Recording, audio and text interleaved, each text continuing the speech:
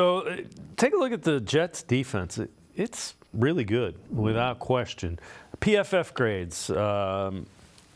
Overall is above an 82, that's 4th. Run defense, 66, that's 12th. Coverage, 93.4, that's 1st.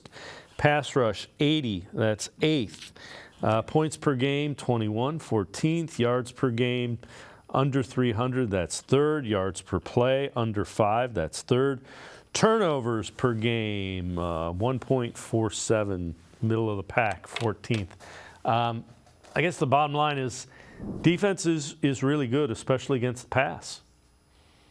Yeah, no doubt that's a very talented defense. But when I look at the Jets, I just, to me, they're a guy trying to carry a giant couch upstairs by themselves with no one on the other end. That's, you know what I mean? Like they're literally, their counterpart is the least efficient offense in the NFL. Right.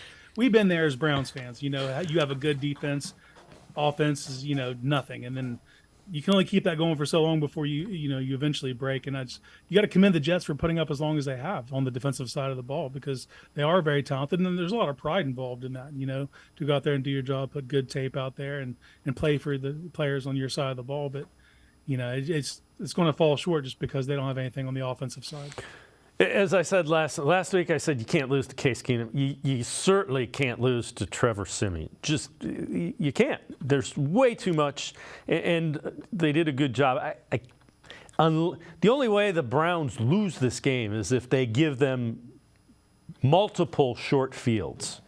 I can't see Trevor Siemian, even with Garrett Wilson and with Breece Hall. They're not driving the ball 60, 70 yards more than twice. And twice is pushing it. That's exactly where I'm at. Multiple short fields or even worse, defensive touchdowns or another kickoff return. It's going to, punt blocks. It's going to take a lot of fluky things to come together for the Jets to beat this Browns team where they're at right now. You know, and with the Browns knowing what they're playing for too. Like to me, it's a simple recipe, man. You're facing Trevor Siemian. You know, you take that Jets offense, you put him in a shoebox, and you keep him there. And you just smother them, and you just keep giving your offense as many opportunities as possible, because you do have an explosive enough offense. They will eventually put points on the board if you give them enough opportunity.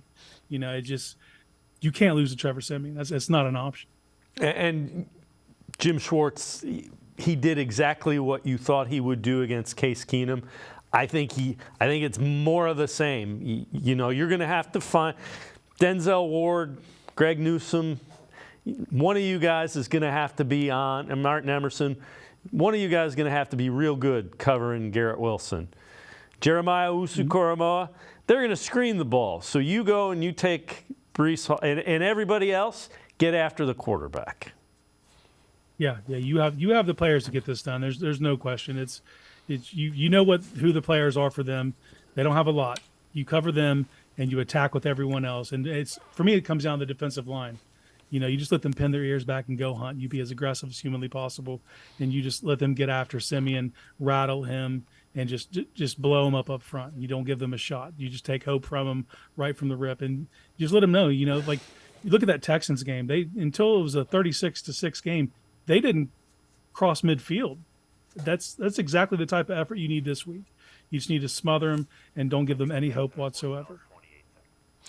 When you look at what the Browns need to do offensively, how does this shake out offensively? Again, we talked a little bit earlier about Sauce Gardner. That could slow down Amari Cooper if they choose to try to do that. Where do you go then? What is the offensive game plan? Well, for me, I still take my shots with Cooper at Gardner. Cooper had his success at Gardner last year. Gardner had never given up a touchdown in his entire life, high school or college, until he met Amari Cooper last year in week 2. And Flacco's not going to shy away from it. But for me, this is David Njoku. This is David Njoku time. Let him own the middle of the field. You be physical through your passing game with David Njoku. And as we're gearing up for the playoffs, you need to start seeing other people get more involved. You need to see a Bell. You need to see a Goodwin. You know, you want to see these other players. And of course, you don't think Elijah Moore's got something to play for in this game? Like this is the prime spot for him to kind of have his coming out party, prime time against his former team. Same thing as your quarterback. Like seems like a perfect recipe for me. What do you expect from? How do you expect this to play? What do you expect? How do you expect this to play out? if it's anything less than a double-digit win, I'll be disappointed, to be honest with you. This is a team you should dominate. And is that lofty? Yes. And you can't just, let your guard down. But this is your defense is at home. We know how this defense plays when they're at home. And this is a night game. This is going to be elevated.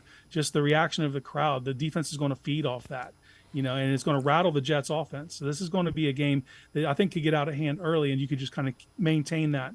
Now, we've seen what happened last week when you take your foot off the gas. And you understand why they took their foot off the gas, because they had a game in like 4 days, Well, this time you don't. So I think that you might see this play out a little longer. And I fully expect this to be like a 27-7 type of affair. Yeah, and I'm with you. I think the defense needs to set the tone and then just let the offense kind of go to it.